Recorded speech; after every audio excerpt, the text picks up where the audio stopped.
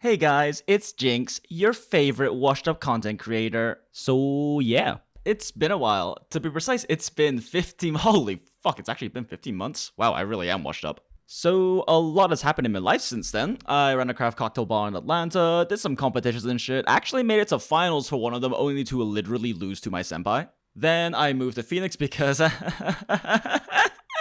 I'm currently studying for a degree in data science and business analytics at the London School of Economics. I am now single and very not looking to mingle. Please do not slide into my DMs. I got really into Japanese metal and hardcore. Yes, I am that asshole blasting Death Voice out of the car at full volume down the street. I somehow became even more goth. And I became a goopy-brained gacha gamer.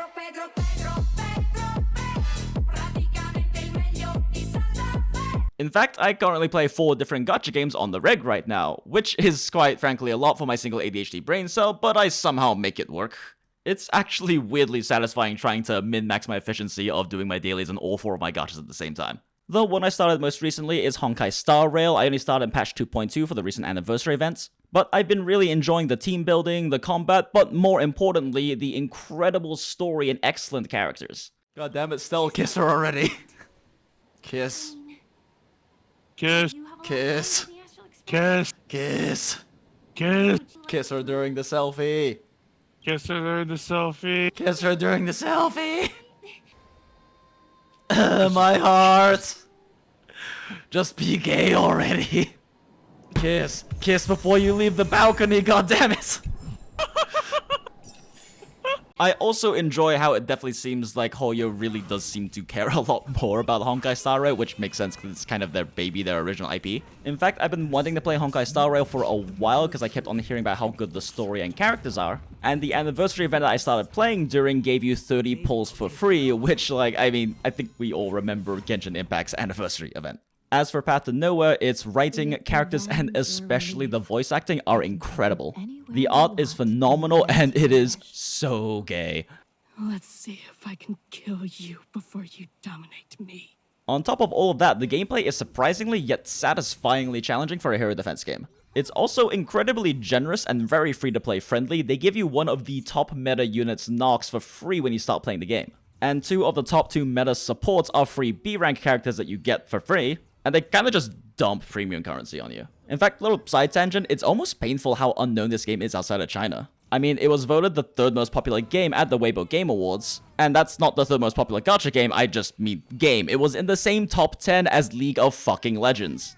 And I am willing to bet my Firefly 50/50 that this is the first time you've ever heard of it, or of Shalom, the best-written manipulative mastermind mommy that exists in media, period, that somehow also won the best female video game character at Weibo. Seriously, she's such an incredible character, and if you're a fan of that Makima type, then she basically is just a much more well-written version of her that is also not trying to groom teenagers. Instead, she very intelligently manipulates mature adult women by fully understanding their motivations, their goals, and their personality and history, and then making sure those things align with what she wants to get done, while fully weighing all of the costs and making things as cost-efficient as possible, which, being a goopy brain min-maxing gamer, I very much appreciate. I'm actually very seriously considering cosplaying both Shalom as well as Stell from Honkai Star Rail at the upcoming AX in July. I don't know, seems like fun. Otherwise, Reverse 1999 also has a stellar story. There is a pattern here if you haven't noticed. I will admit that the gameplay isn't quite as challenging as I tend to like out of my games, but the voice acting is incredible and Centurion's based. Tonight, let the gamble begin. However, out of all of these gacha games, the one I have been playing for well over a year now, and the one true GOAT to me, is Punishing Grey Raven, made by PiCrew Games. Yes, the same PiCrew Games who makes the upcoming Wuthering Waves, which is kind of the point of this video, and I got a little distracted somewhere. Now, for those of you who don't already know what Wuthering Waves is, well, why are you watching this video?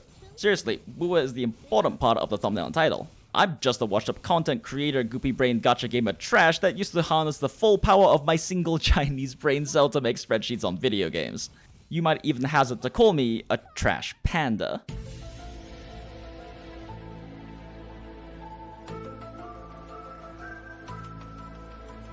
Stella's my spirit animal. Holy shit, this joke is so unbelievably contrived. Why the fuck did I keep it in the script? Let's try that again. To sum up Wuthering Waves in a nutshell, it's basically a darker and post-apocalyptic Genshin Impact with much better combat. At least if you're a masochist like me who likes punishing games with a heavier focus on dodging and parrying correctly that continue to slap you in the face until you learn how to dodge getting slapped in the face. Only to then punch you in the gut until you learn how to not get punched in the gut. And then stomp on your nuts until you learn how to not get stomped in the nuts. Baba Booey. Sorry, I lost my thread there for a second. The point is that it's looking to be a great game, and I'm very excited for it to come out. See, I love the combat in Punishing Grey Raven. It's not the only thing that's kept me playing the game all of this time. The characters are fantastic and well written. The story is great and touching, starting at chapter 8. And the game is also pretty infamously generous to its player base. There aren't a lot of gacha games that guarantee enough pulls for free-to-plays to pull every new debut S-rank character, the rarest characters, and it's even more generous to low-level dolphins like me who drop about 20 to 50 a month on the game's various passes and highly cost-efficient bundles. But the combats, oh baby, the combats. It's fast-paced, deep and complex with interesting character kits, has a focus on perfect dodges and effective team rotations, and it just fucking looks cool as hell. In fact, the combat is so great that I am going to be using as background footage for the rest of the video.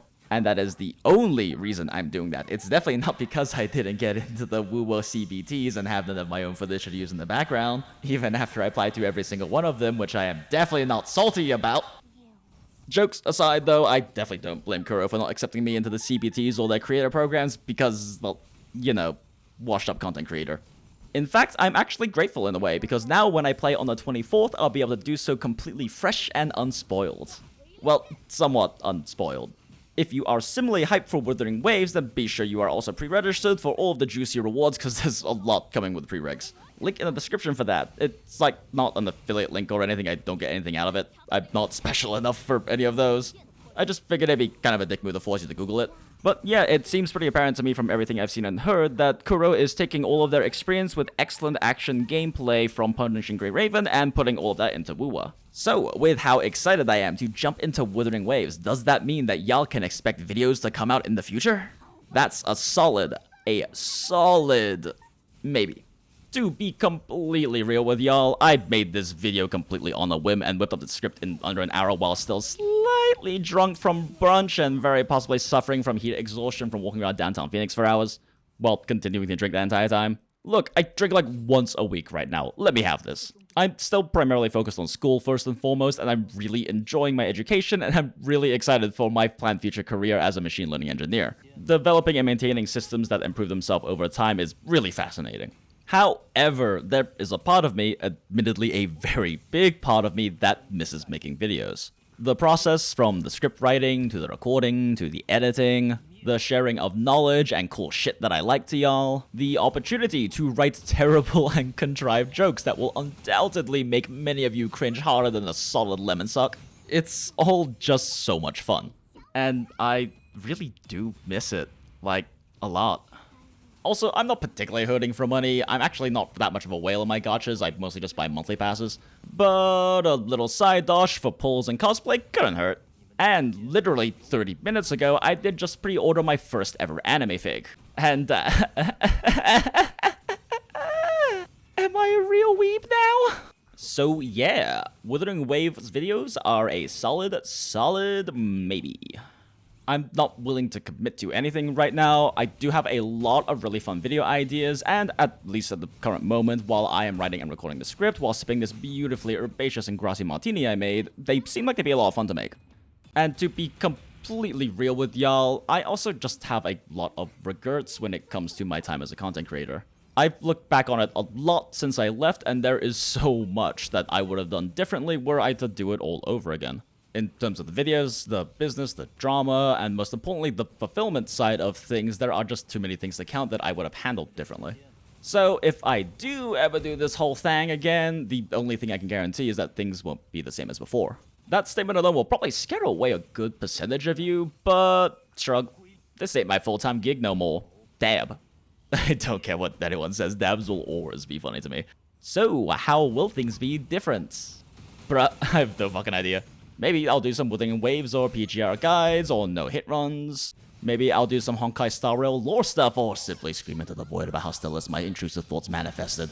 Maybe I'll do some VR degen shit. Oh yeah, I got into VR lately by the way. It's pretty neat, and mixed reality is a really fascinating area of technological development that I'm kind of hyper-fixated on lately. Also, did you know I'm not only a washed-up content creator, but also a washed-up fencing weapon captain?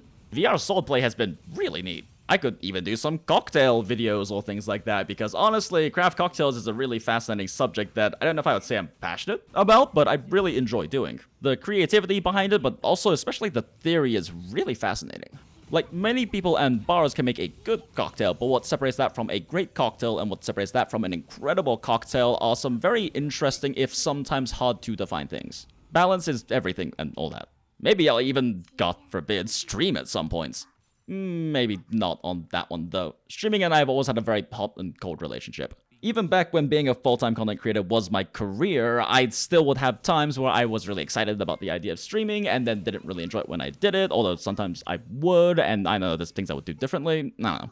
I do find the idea of doing like a weird mix of like live action and VTubing and VR content sort of thing like very interesting, especially because I could like make my own drinks while I stream. And I mentioned the whole mixed reality thing earlier, which I think in the realm of VTubing especially is just very interesting for content creation. Oh yeah, speaking of which, I haven't said anything about this little PNG tubing thing I'm doing. Well, I hesitate to really call it PNG tubing. I haven't really set up any face tracking or anything yet, and I'm not even sure if I want to commit to that yet. In fact, I'm mentioning it so late in the video because this part literally isn't in my script. I was halfway through editing this video, and then while taking a break came across a video. That's right, I take breaks now. Wow! But yeah, in this video by Squeegee, I discovered a thing called PiCrew. And in what I can only assume was an incredibly laborious effort, she put together over 70 different PiCrews that you can use commercially with credit, of course, for PNG tubing. Speaking of credit, the PiCrew that I used to put together the adorable little me's you've been seeing all over the screen is a full-body chibi PiCrew made by Purin9887. Huge thank you to them for giving me this opportunity to mess around with all of these cute little me's. Link to their Twitter, as well as the PiCrew I used in question, will be in the description.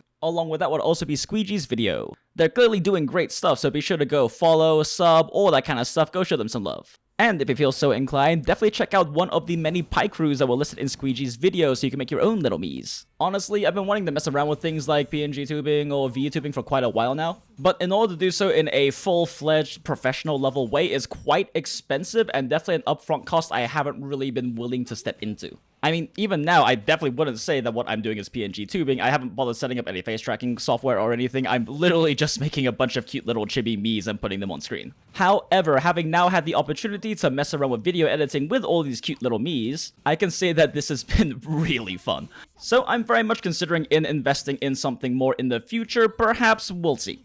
Again, upfront costs are very much a big thing, and I would ideally, if I was gonna go that route, go for a 3D model. Then I could keep it consistent through doing like VTubing stuff, or VR stuff, or even mixed reality stuff. But I'm still kind of just messing around with this and trying it out. So for now, we're just gonna probably stick with these cute little chibi me's. I do have a classical arts background, so I could get a tablet and maybe make my own full designs and everything. But we'll see. So yeah, that's my piece. I would say all the typical algorithm stuff of like, leave a comment and subscribe and all of that. But like I said, I literally did this video on a whim and I don't even know if I'm going to be making any future ones at all, so I don't really give a shit about the algorithm. So like, do whatever you want. You're a human being with your own autonomy and the ability to make your own choices, so just do whatever the fuck you feel like. Yeah, I know how to end videos still. It's been a while. This has been Jinx, your favorite washed up content creator, and I'm signing off. Bye. Baba Booey.